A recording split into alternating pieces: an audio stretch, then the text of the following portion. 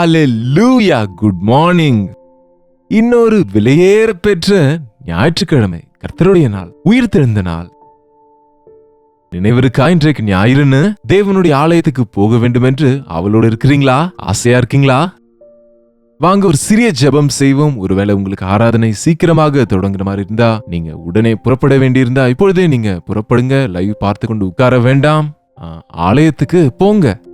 நீங்க போயிட்டு வந்த பிறகு கூட இந்த தேவ செய்தியை நீங்க கேட்கலாம். சிலருக்கு சர்ச்சஸ் இல்லாததுனால ஞாயிற்றுக்கிழமையும் இந்த அனுதின தியானத்தை கொடுத்து கொண்டிருக்கிறோம். வாங்க ஒரு சிறிய ஜெபம் செய்வோம். பரிசுத்தரே, எமக்கு நன்றியப்பா. யார் யார் எங்கெங்க இருந்த ஆண்டவரே, எந்தெந்த தேசத்திலிருந்து அங்கே சபைகள் இல்லாமல், தமிழ் ஆராதனைகள் இல்லாமல், தங்கள் சொந்த மொழியில வசனத்தை கேட்க வேண்டும் என்கிற ஆசையோடு எங்கள் இந்திய தேசத்திலும் அநேக மாநிலங்களில் சிதறி இருக்கிற தமிழர்களை, சுற்றி இருக்கிற தேசங்களிலும் இருக்கிறவர்களை நீர் பலப்படுத்த கொடுத்த அனுதின தியானத்திற்காக உம்மை நன்றியோடு நாங்கள் துதிக்கிறோம் அப்பா. இன்றைக்கும் எங்களோடு பேசும்படிக்கு கிறிஸ்துவின் நாமத்தில் ஜெபிக்கிறோம் நல்ல பிதாவே. ஆமென், ஆமென், ஆமென். தேவனுக்கு ஸ்தோத்திரம். ஞாயிற்றுக்கிழமை கர்த்தருடைய நாள் என்று நான் அடிக்கடி சொல்லுகிறேன். உங்களில் சிலர் நீங்க சொல்லுகிறதுனால நாங்க தொடர்ந்து ஆலயத்துக்கு போகிறோம்னு சொல்றீங்க. எனக்காக அல்ல, அல்லது ஒரு வழக்கமாக அல்ல, அல்லது உங்க பாஸ்டர் கேட்பார் என்று அல்ல. தேவனை ஆராதிக்க வேண்டும் என்கிற ஆசை சுயமாக வரணுங்க. தாவீது தேவனிடத்துல ஒரு வரத்தை கேட்டாராம். நீங்க எப்பயாவது தேவனை வரம் கேட்டிருக்கீங்களா? நாம இந்த வார்த்தையை பயன்படுத்த மாட்டோம். வரங்கள் அல்ல, நம்ம தேவனிடத்துக்கு போனா ஒன்றா எது வேண்டுமானாலும் அதை கேட்போம். என்னங்க, வரம் என்பது என்னவென்றால் தகுதி அற்றவன் கேட்பது. கூலி என்று சொன்னால் வேலைக்காரன் கூலிக்கு பாத்திரனா இருக்கிறான். அருகதை இல்லாவிட்டாலும், தகுதி இல்லாவிட்டாலும் இலவசமாய் நமக்கு கொடுக்கப்படுவது வரம். பாருங்க, தேவனிடத்திலே ஒரு வரத்தை கேட்கிறார். சங்கீதம் 27 எடுத்து பாருங்க, 4ஆம் வசனம். கர்த்தரிடத்தில் ஒன்றை நான் கேட்டேன், அதையே நான் நாடுவேன். கர்த்தரிடத்தில் நான் ஒரு வரத்தை கேட்டேன், அதையே நான் தேடுகிறேன். கேட்டதற்காகவே நான் ஆசையோடு கூட இருக்கிறேன். கேட்டதையே நான் கேட்கிறேன். கேட்பதை பெற்றுக்கொள்ளும் வரைக்கும் நான் கேட்பேன். அதுதாங்க. நாம் அநேக நேரம் கேட்போம், விட்டு விடுவோம். விசுவாசத்தோடு கேட்க மாட்டோம், எதுவும் கிடைக்காது. உறுதியோடு ஜெபிக்க மாட்டோம், ஆகவே பதில் வர வர காத்திருக்க மாட்டோம். காத்திருக்க மாட்டோம், ஆகவே பதில் கிடைக்காது. தாவீது ஒரு வரத்தை கேட்கிறார். என்ன அது? நான் அதையே நாடுவேன், கர்த்தருடைய மகிமையை பார்க்கும்படியாகவும் அவருடைய ஆலயத்திலே ஆராய்ச்சி செய்யும்படியாகவும். என்னங்க அந்த வரம்? கர்த்தருடைய மகிமையை பார்க்கும்படியாகவும் அவருடைய ஆலயத்திலே தியானிக்க வேண்டும் என்று. தேவனுடைய பிரசன்னம் நமக்கு கிடைப்பது எங்கே? அவருடைய ஆலயத்திலே, அவருடைய நாமத்திலே கூடி வந்த நாம ஜெபிக்கும் போது, இருவர் மூவர் ஒருமனப்படும் போது அவருடைய மகிமையை பார்க்க முடியுங்க. அவருடைய மகிமை என்று சொன்னால் the radiance, அவருடைய பிரசன்னம். அவருடைய பிரசன்னத்தை பார்ப்பதற்கு அன்றைக்கு ஏசாயா கர்த்தருடைய ஆலயத்துக்கு சென்றபோது, ஏசாயாவின் புத்தகம் 6ஆம் அதிகாரம் 3ஆம் வசனத்தில், அங்கே சிங்காசனத்திலே வீற்றிருக்கிற ஆண்டவரை பார்த்தார். அவருடைய வஸ்திரத்தின் தொங்கலால் ஆலயம் முழுவதும் நிறைந்திருந்தது. மகிமையினாலே அந்த ஆலயம் முழுவதும் நிறைந்திருந்தது. அவர் சமூகத்திலே அங்கே தூபத்திலிருந்து வருகிற அந்த நல்வாசனை வருகிறது. அங்கே இசை கேட்கப்படுகிறது. அவ்வாறு செட்டைகளுடைய தூதர்கள் பரிசுத்தர், பரிசுத்தர், பரிசுத்தர் என்று கூப்பிட்டு சொல்லுகிற போது, அந்த ஆலயத்திலே காலை வைத்தவுடனே தேவ பிரசன்னத்தை, மகிமையை பார்த்தவுடனே அந்த ஆலயத்தில் அவர் மகிமையை பார்த்தவுடனே தன்னுடைய அசுத்தத்தை பார்த்து கொள்ள முடிந்தது. ஐயோ, நான் அதமானேன், நான் அசுத்த உதடுகளுள்ள மனுஷன், அசுத்த உதடுகளுள்ள ஜனங்களின் நடுவிலே வாசமாயிருக்கிறேன் என்று கூக்குரலிட்டார். நீங்க ஏசாயாவின் புத்தகம் 5ஆம் அதிகாரம் வாசித்தால் அங்க வரைக்கும் அவரு பிரசங்கித்து வந்தாரு.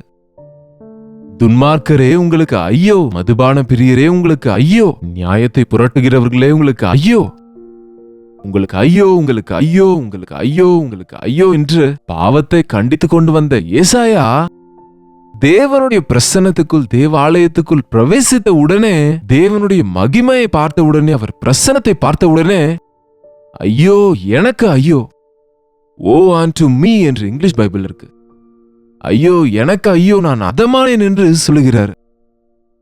நான் அசுத்த உதடுள்ள மனுஷன், அசுத்த உதடுகளுள்ள ஜனங்களின் நடுவில் வாசமாயிருக்கிறேன் என்று வேண்டிக் கொள்ளுகிறார்.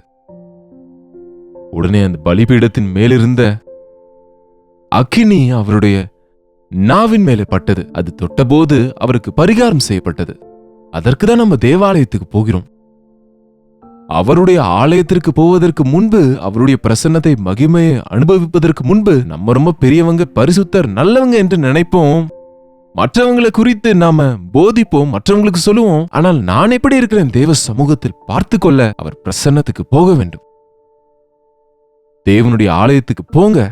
தனிப்பட்ட விதத்துல ஒவ்வொருவரும் தேவனோடு உறவு கொண்டிருக்க வேண்டும் என்பது, அவரை ஆராதிக்க வேண்டும் என்பதை உணர்ந்து கொள்ளுங்க.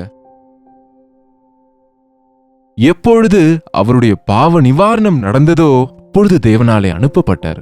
இன்றைக்கு நம்மில் அநேகரும் கூட ஆலயத்துக்கு அப்படியே போகிறோம், அப்படியே வருகிறோம். அநேக ஆலயங்களில் தேவ பிரசன்னம் இல்ல. இக்காபோத், என்னுடைய மகிமை ஆலயத்தை விட்டு பிரிந்தது என்ற வார்த்தை இன்றைக்கு அநேக ஆலயங்களை நம்ம பார்க்க முடிகிறதுங்க. வியாபார வீடுகளாக ஆலயத்தை செய்கிற போது, கல்லர் கொகையா ஆலயத்தை மாற்றிக்கொள்ளும் போது, பரிசுத்த ஆவியின் அசைவு அங்க எப்படி இருக்குங்க?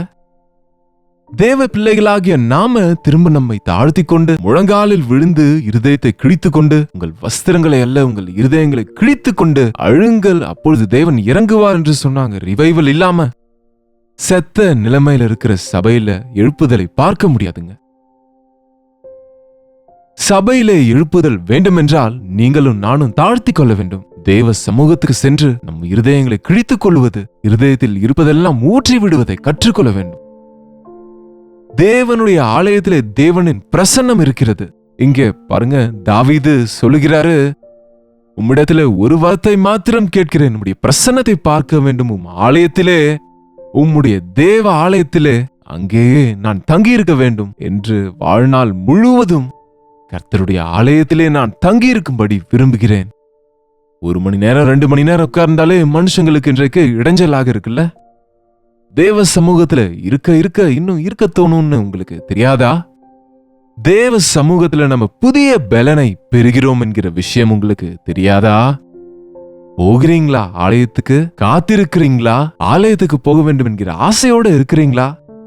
ஆண்டவரே, எனக்கு இந்த வரத்தை கொடுங்கப்பா, எனக்கு இந்த வாய்ப்பை கொடுங்கப்பா. வேலைகள்ல விழுந்து உங்க பிரசன்னத்தை இழந்து போகிறேன்னு, இந்த பாரங்களிலே விழுந்து ஆண்டவரே உங்களுடைய ஆலயத்தை நான் அலட்சியப்படுத்துகிறேன். இந்த உலக காரியங்களால பிணைக்கப்பட்டு உலக கவலைகளில் சோர்ந்து போகிறேன், சமூகத்துக்கு வர முடியாம இன்னும் அழிந்து போகிறேன் என்பதை உணர்ந்து அவருடைய ஆலயத்துக்கு செல்லும் போது முழங்கால விழுங்க, முகங்குப்புற விழுங்க. தேவனுடைய சமூகத்திலே நம்முடைய தலை முதல் பாதம் வரைக்கும் அவருக்கு அர்ப்பணிக்க வேண்டும். அப்பொழுது தேவனுடைய பிரசன்னத்தை நாம் அனுபவிப்போம். அவருடைய பரிசுத்தத்தை நம்ம பெற்றுக்கொள்வோம்.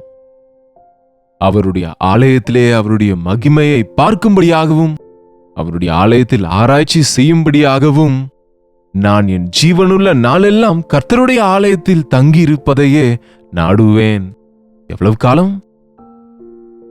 ஜீவனுள்ள நாள் எல்லாம், என் வாழ்நாள் எல்லாம் என் தேவ சமூகத்தில் தான் நான் இருப்பேன் என்கிற, என் வாழ்க்கையிலே என்னுடைய ஆண்டவர் என்னோடே இருக்கிறார், நான் அவரோடு இருக்கிறேன் என்கிற நிலைக்கு நம்ம விசுவாச பக்தி வாழ்க்கை வளர வேண்டியிருக்கு.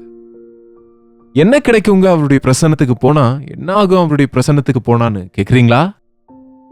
நமக்கு தெரியாமலேயே அவருடைய ஆலயத்துல நம்ம காத்து கொண்டிருக்கும் போதே நம்முடைய சரீரத்திலே நாடி நரம்புல இருக்கிற ஒவ்வொரு நோயும் சுகத்தை பெற்றுக்கொள்ளும்.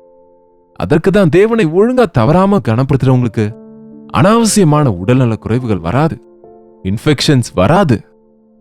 வந்தாலும் அதை உடனே எதிர்கொள்ளக்கூடிய தேவனுடைய வல்லமை உங்களுக்குள் இருப்பதினால அதிலிருந்து வெளியே வருவீங்களே தவிர அதுக்கு பலியாக மாட்டீங்க.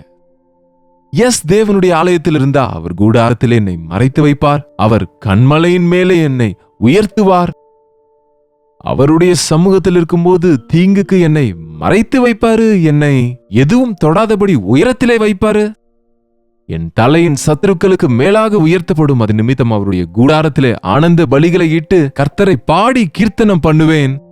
கர்த்தாவே, நான் கூப்பிடுகிற சத்தத்தை நீர் கேட்டு எனக்கு இறங்கி எனக்கு உத்தரவு அருளி செய்யும். என்ன செய்வோமா அவருடைய ஆலயத்திலே?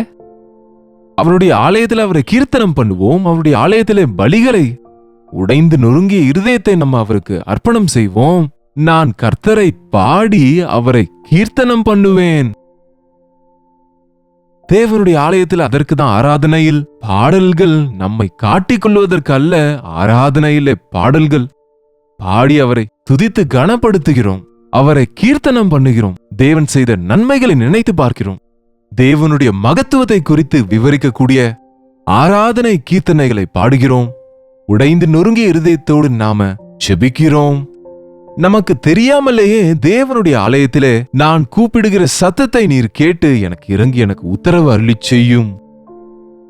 எப்பொழுது நாம நாம நாம தேவனுடைய சமூகத்தில் ஜெபம் செய்வோமோ, நன்றி பலி செலுத்துவோமோ, ஆவிக்குரிய விதத்துல நம்ம பலப்படுவோம். நம்மை சுற்றி சுற்றி கூட இருளின் அதிகாரத்தினின்று நம்ம விடுதலை பெறுவோம். இப்பொழுது என் தலை என்னை சுற்றிலும் இருக்கிற என் சத்துருக்களுக்கு மேலாக உயர்த்தப்படும். உன்னை சுற்றி இருக்கிறவர்களை பார்க்கிலும் உன்னை எல்லா விஷயத்திலும் உயர்ந்த நிலைக்கு உயர்த்து வருங்க. தேசத்தின் உன்னதமான இடங்களில் உன்னை நிற்க வைப்பேன் என்று சொல்லியிருக்கிறார். ஏசாயா 58 இருக்கிறது. ஓய்வு நாளை எப்படி ஆசரிக்க வேண்டும் என்று அதை கூட நீங்க இன்னொரு முறை வாசிங்க. கர்த்தரை கனப்படுத்துவோம். கர்த்தருடைய ஆலயத்தை நேசிப்போம். தேவனுடைய ஆலயத்துக்கு போகும்போது அவரை ஆராதிப்போம். அவரை துதிப்போம். அவர் சமூகத்திலே ஜெபிப்போம். அவரை பாடல்களாலே கீர்த்தனைகளாலே ஆராதிப்போம். உடன் விசுவாசிகளோடு சேர்ந்து ஆனந்தமாக சந்தோஷமாக பரலோகத்தை பூலோகத்திலே அனுபவிப்போம். அது தேவாலயத்தில் இருக்கிற விசேஷம். தேவனுடைய ஆலயத்திலே தேவனுடைய பிரசன்னம் பலமா இருக்கிறதுனாலே முக்கியமா நாம கூடி வரும்போது கைகளால் கட்டப்பட்ட ஆலயங்களிலே அவர் வசிக்கிற தேவன் அல்ல. ஏனென்றால் வானம் என்னுடைய சிங்காசனம், பூமி என்னுடைய பாதப்படி என்ற ஆண்டவருக்கு நாம கட்டுகிற ஆலயங்கள் அவரை உட்கார வைக்க எப்படிங்க அது சாத்தியமா இருக்கும்? ஆவியானவராகிய தேவன் எங்க 2 3 இருப்பார்களோ அங்கே நான் இருப்பேன் என்று அவர் வாக்குத்தத்தம் கொடுத்திருக்கிறாரு. அவர் இருக்கிறார் என்று நம்பும் போது அந்த உணர்வு, அந்த அனுபவத்தை நமக்கு கொடுக்கும். அவருடைய நன்மைகளை நம்ம கண்களால பார்க்க முடியும். தேவனுடைய ஆலயத்திலே தேவனின் ஆசீர்வாதம் இருக்கு. கர்த்தர் தம்முடைய ஆலயத்திலிருந்து உங்களை ஆசீர்வதிப்பார் என்று வேதத்தில் எழுதப்பட்டிருக்குங்க. அரசாங்கம் கொடுக்கிற கிராண்ட்ஸ் இருக்கும். ஆனா அந்த கிராண்டை நம்ம பெற்றுக்கொள்ள வேண்டும் என்றால் அது டிஸ்ட்ரிபியூட் செய்கிற இடத்துக்கு நம்ம போகணும். அந்த ரேஷன் ஷாப்புக்கு நம்ம போகணும். அதுபோல தேவன் தம்முடைய ஆசீர்வாதங்களை த்ரூ த ஆலயம், தேவனின் ஆலயத்தின் மூலமாக இடைவிடாத இடங்கொள்ளாத அநேகமான நன்மைகளை நம்ம பெற்றுக்கொள்வதற்கு தேவன் ஏற்படுத்தி இருக்கிறார். ஆகவே ஆலயத்துக்கு போங்க. உங்கள் தேவைகளை எல்லாம் சந்திக்கிறவர், உங்கள் குறைவை எல்லாம் நீக்குகிறவர், உங்கள் கஷ்டங்களிலிருந்து விடுவிக்கிறவர், உங்களுக்கு அடைக்கலமாக இருக்கிறவர், உங்களில் அவர் மகிழ்கிறவர், உங்களை ஆசீர்வதிக்கிறவர் இந்த இயேசாண்டவர். அவருடைய சமூகத்தில் நம்ம எல்லாரும் சேர்ந்து இந்த ஞாயிற்றுக்கிழமை தேவனுடைய ஆலயத்துக்கு சென்று ஆராதிப்போம். கண்களை மூடுங்க. ஒரு சிறிய ஜெபம். பரிசுத்தரே, அன்புள்ள தகப்பனே, இந்த ஞாயிற்றுக்கிழமை காலையில் உம்முடைய சமூகத்தில் கூடியிருக்கிறோம். ஆலயத்திலே உம்முடைய பிரசன்னத்தை அனுபவிக்கும்படிக்கு உம்முடைய ஆலயத்தை நேசிக்கிறவர்கள் பாக்கியவான்கள் என்றீர். உம்முடைய ஆலயத்தில் தங்கியிருப்பவர்கள் பாக்கியவான்கள் என்றீர். உமக்காக வாழும்படிக்கு, உம்முடைய நாமத்தை மகிமைப்படுத்தும்படிக்கு, வீட்டிலும் வெளியிலும் உமையை மகிமைப்படுத்தும்படிக்கு உண்மையான கிறிஸ்தவ வாழ்க்கை எங்களுக்கு கொடுங்கப்பா. உலகம் முழுவதிலும் எந்தெந்த இடங்களில், எத்தனை ஆலயங்களிலே எத்தனை பேர் ஆராதிக்கிறார்களோ எல்லா இடத்திலும் உம்முடைய ஆவியானவரை ஊற்றி பரிசுத்த ஆவியின் காரியங்களை நடப்பித்து உம்முடைய வருகைக்காக சபையை, மணவாட்டி சபையை ஆயத்தப்படுத்தும்படி எங்களையும் ஞாபகப்படுத்திக் கொள்ளும்படிக்கு கிறிஸ்துவின் நாமத்தில் ஜெபிக்கிறோம் நல்ல பிதாவே, ஆமென். நம்முடைய பிதாவாகிய தேவனுடைய அன்பும் குமாரனாகிய இயேசு கிறிஸ்துவின் கிருபையும் பரிசுத்த ஆவியானவருடைய அந்யோன்யமும் ஐக்கியமும் கூடி வந்திருக்கிற நம் அனைவருக்கும் இப்பொழுதும் சதா காலமும் துணையாக இருப்பதாக, ஆமென். தேவனுக்கு ஸ்தோத்திரம். உங்களுடைய ஜெப விண்ணப்பங்களையும் பாரங்களையும் எங்களுக்கு நீங்க தெரியப்படுத்த 8939801234 என்கிற நம்பருக்கு நீங்க ஒரு டெக்ஸ்ட் அல்லது வாய்ஸ் மெசேஜ் மூலமா எங்களுக்கு வாட்ஸ்அப் பண்ணுங்க. நீங்க அனுப்புகிற மெசேஜஸ் எல்லாம் நாங்க பார்க்கிறோம், உங்களுக்காக தொடர்ந்து ஜெபிக்கிறோம். கர்த்தருக்கு சித்தமா இருந்தா கல்வாரி சபையில நடக்கிற தமிழ் ஆராதனை உங்களுக்கு நாங்க லைவ் கொடுக்கிறோம், நீங்களும் பாருங்க. கர்த்தருக்கு சித்தமானால் நாளைக்கு இதே அனுதின தியான நிகழ்ச்சியில் கர்த்தருடைய வார்த்தையோடு உங்களை சந்திக்கிறேன். அதுவரை கர்த்தருடைய கிருபை உங்களுக்கு துணையாக இருப்பதாக. ஸ்தோத்திரம் தேவா என்றென்றும் நான் பாடுவேன். என்னில் அடங்காத ஸ்தோத்திரம் தேவா என்றென்றும் நான் பாடுவேன். ஹalleluya, தேவனுக்கு ஸ்தோத்திரம். பெங்களூருவை சுற்றி இருக்கிற பகுதியில் இருக்கிற உங்களுக்கு நற்செய்தி. ஒவ்வொரு நாளும் தேவனுடைய செய்தியை அநேக மொழிகளில் கேட்கிற உங்களை நேரில் சந்திக்க வேண்டும் என்று, உங்களுக்காக தனிப்பட்ட விதத்தில் ஜெபிக்க வேண்டும் என்று பெங்களூர் வருகிறோம். ஆகஸ்ட் 27ஆம் தேதி மதியம் 2 மணியிலிருந்து 5 மணி வரை, 6 மணியிலிருந்து 10 மணி வரை நடக்கிற இந்த 2 செஷன்ஸ்லயும் பங்கு பெற ஆயத்தமாக வாங்க. உங்களை நேரடியாக சந்தித்து தனிப்பட்ட விதத்தில் ஜெபிக்க வேண்டும் என்று, தேவனுடைய வசனத்தை தியானித்து நம் எல்லாரும் சேர்ந்து தேவ சமூகத்தில் ஆனந்திக்க வேண்டும் என்று இந்த ஒன் டே கெட் டுகெதரை ஏற்பாடு செய்கிறோம். வாங்க, குடும்பமாக புறப்பட்டு வாங்க. தேவ சமூகத்தில் நாம் அனைவரும் சேர்ந்து தேவனுடைய வசனத்தை தியானிப்போம், அவரை ஆராதிப்போம். இன்னும் முக்கியமாக உங்களுடைய சாட்சிகளை கேட்கவும் உங்களுக்காக ஜெபிக்கவும் நான் எவ்வளவோ வாஞ்சையோடு இருக்கிறேன். சோசியல் மீடியா மூலம், தொலைக்காட்சியின் மூலம் வசனம் கேட்கும் உங்களை நேரடியாக பார்த்து பலப்படுத்த எவ்வளவோ வாஞ்சையோடு இருக்கிறோம். தவறாம வாங்க. பெங்களூருவில் ஹட்சன் கம்யூனிட்டி சென்டரில் CSI காம்பவுண்டில் இந்த ஒன் டே கெட் டுகெதர் நடைபெறுகிறது. மேலும் விவரங்களுக்கு 8939393939 என்னும் நம்பருக்கு நீங்க கால் பண்ணுங்க, அல்லது ஸ்கிரீன்ல இருக்கிற இந்த நம்பருக்கு நீங்க வாட்ஸ்அப் அனுப்புங்க. லிங்க் உங்களுக்கு அனுப்புவாங்க. கண்டிப்பா வருவீங்கல்ல?